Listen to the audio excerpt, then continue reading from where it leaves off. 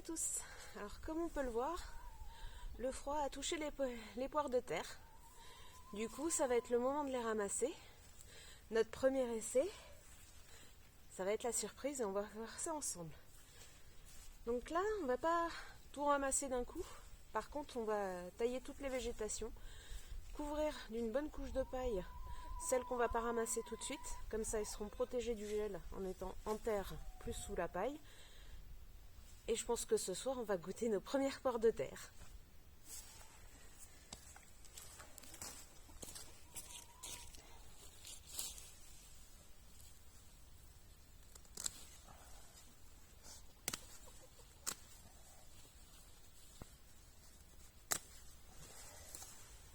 Alors la végétation, ça va pas être perdu, ça va être pour les poulettes. Et si jamais les poulettes n'aiment pas, eh bien ça ira au compost.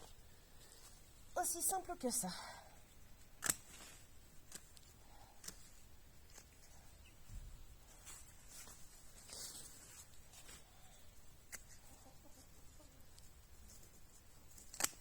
Hop.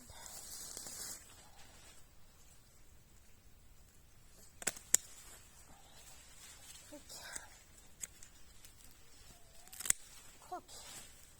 Voilà. Ça fait quand même une sacrée touffe.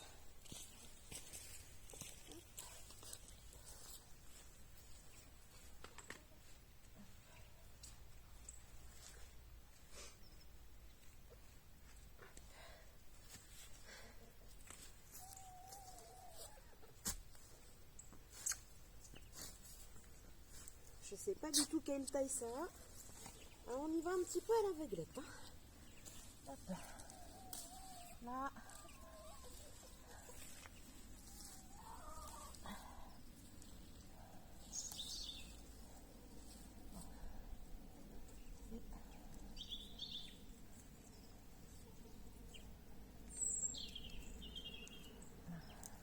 C'est pas encore. Je vais aller un peu plus près du pied, je pense.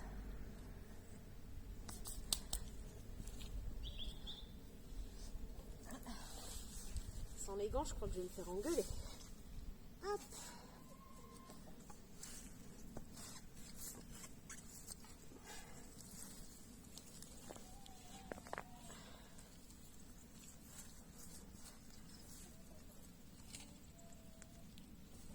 Ça commence à bouger, mais c'est pas gagné-gagné. Ah, petite once.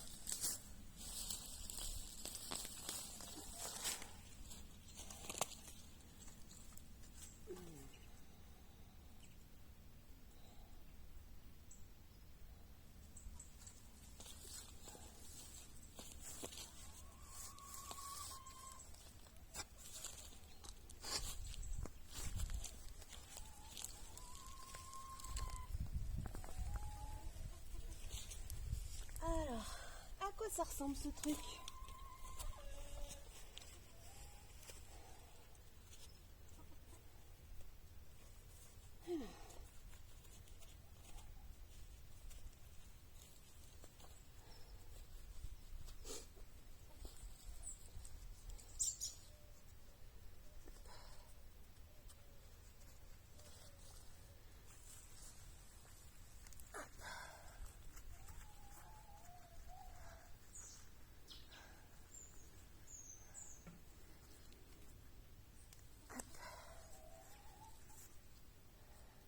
Et voilà, poire de terre.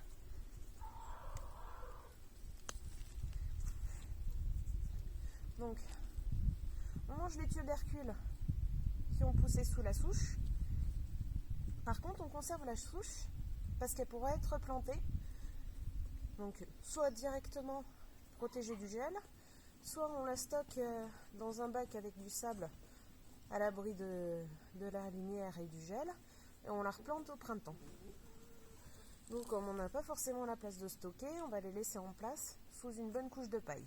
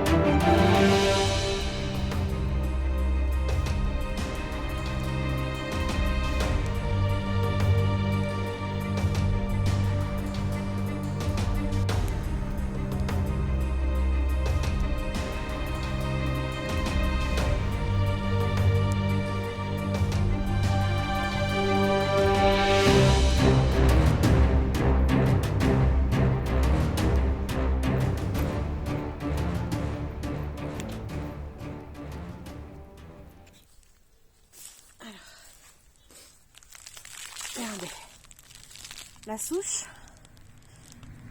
elle est bien rose. Donc ça, il faut le laisser en place. C'est ce qu'on va remettre en terre pour pouvoir en avoir l'année prochaine. Par contre, ma poire de terre, elle est plus blanche et elle commence juste à être rosée au bout. Et donc, quand c'est bien rose, on le laisse.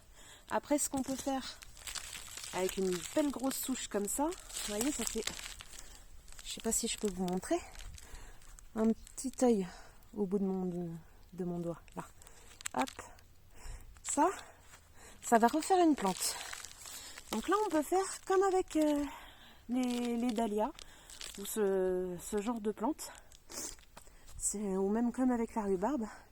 On peut diviser notre souche en plusieurs bouts et faire se reproduire comme ça notre poire de terre. Bon, nous, pour l'instant, on va pas les diviser tout de suite. On va déjà essayer de voir en les faisant passer un hiver sous la paille si ça repart bien. Et si effectivement ça marche bien et qu'on aime bien, à ce moment-là, on verra pour les diviser et en avoir plus les années d'après.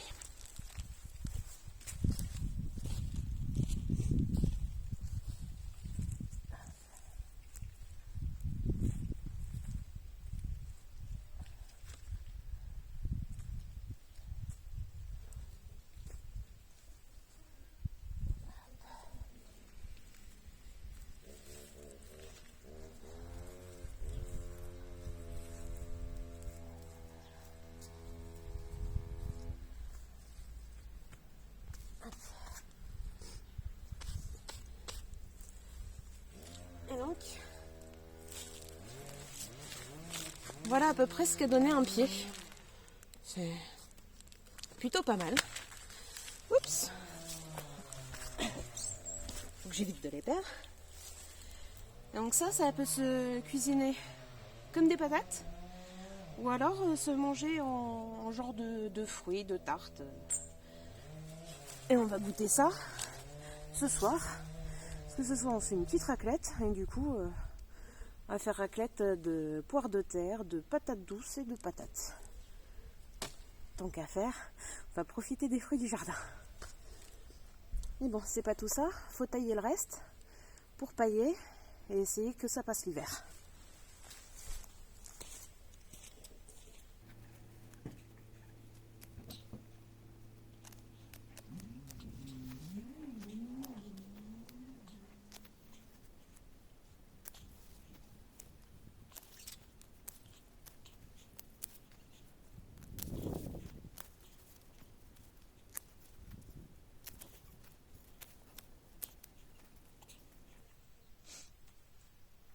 Alors dans l'idéal, il faudrait les laisser poser tranquillement au soleil, sécher quelques heures avant de les rentrer. Bon, ça c'est dans l'idéal. Dans la réalité, il fait à peu près 2 degrés ressenti moins 2. On va plutôt les rentrer pour éviter qu'ils gèlent. Pour planter, comme vous avez vu, j'ai pas pris trop de soin d'enrichir, de machin. J'ai juste remis au même endroit. Mais parce que c'est prévu au printemps, de le nourrir avec un bon coup de compost à base de fumier de poule. Ça devrait bien nourrir la terre et permettre d'avoir de belles poires de terre l'année prochaine. En attendant, les 2 autres pieds, ils vont rester en terre sous la paille, histoire d'attendre qu'on ait un petit creux et qu'on vienne les récolter. C'est le frigo. L'avantage en étant sous la terre, c'est quand même, ça limite les risques de gel. Et au moins, ça prend pas de place dans les bâtiments. Hop. Alors là, on va aller chercher un ballot de paille. Hop. Histoire de pailler celui qui a été récolté. Et les autres pour qu'ils attendent.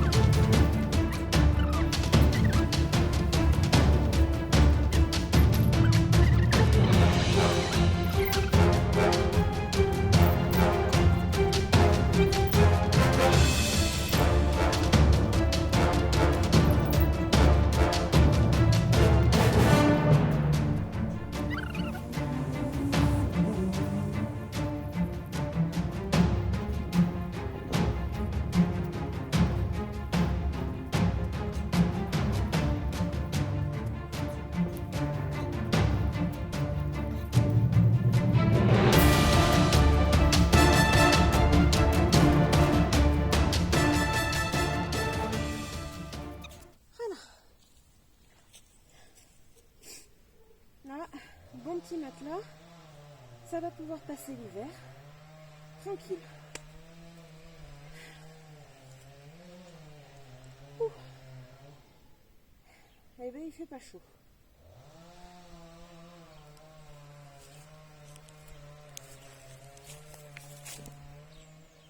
Dans la même idée, avec le froid qu'on a en ce moment, bah ça y est, les tiges de topinambour, elles sont toutes mortes. Donc on va pouvoir commencer à les ramasser au fur et à mesure de nos besoins. Alors, il faut anticiper un petit peu ses besoins si on veut limiter un petit peu les désagréments des topinambours. Donc les ballonnements extrêmement bruyants.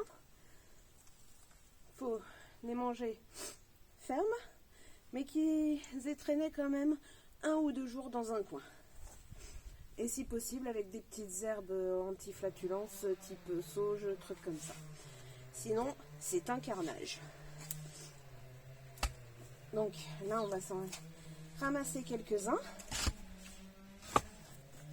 Pas forcément tout, mais un petit peu. Histoire de faire ses courses pour la semaine.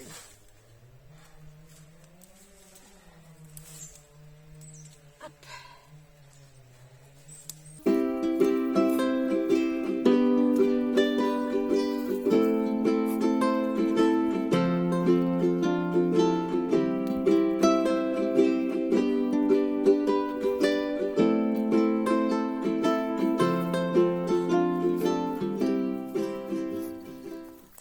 Regardez ça comme ils sont jolis. Bien rose. Et c'est super bon. Hop. Croc.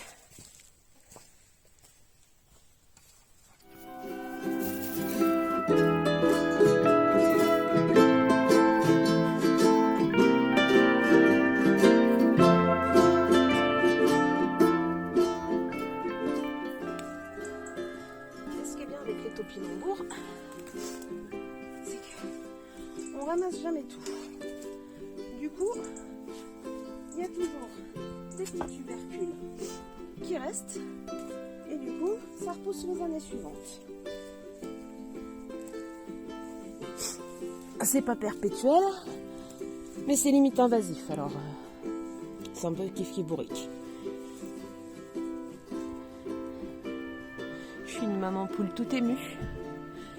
On a notre Archie qui commence à chanter. Et du coup, comme il commence à chanter, il commence aussi à s'occuper des petites poulettes. Donc pour l'instant, on dirait qu'il a une petite préférence pour Victoria. C'est la grise qui est à côté de lui en train de boire. Elle, quasiment tous les jours, elle est à droite. Par contre, j'ai pas vu encore s'occuper des autres. Ce serait bien qu'il s'occupe d'Aliénor. Comme ça nous ferait des petits poussins marrants. Bon, même si je doute pas que les autres seront rigolos aussi. Faut que je change mes blagues, ouais, je sais. Mais bon. Ouais, je vais surtout rentrer au chaud. Parce que déjà que j'ai la crève, alors en plus, jardiner quand il fait un froid de canard.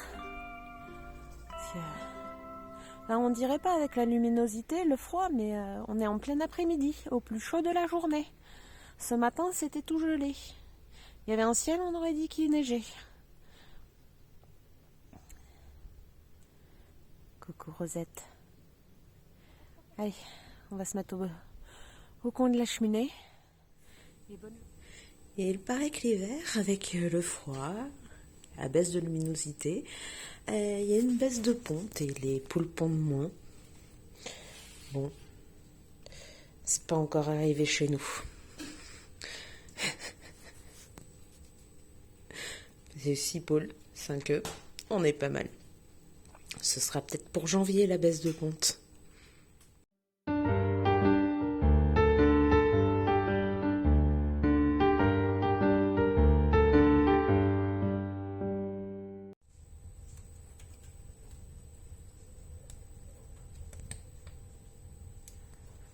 Ça, c'est le petit plaisir de l'hiver, surtout quand il fait -2, -3 dehors.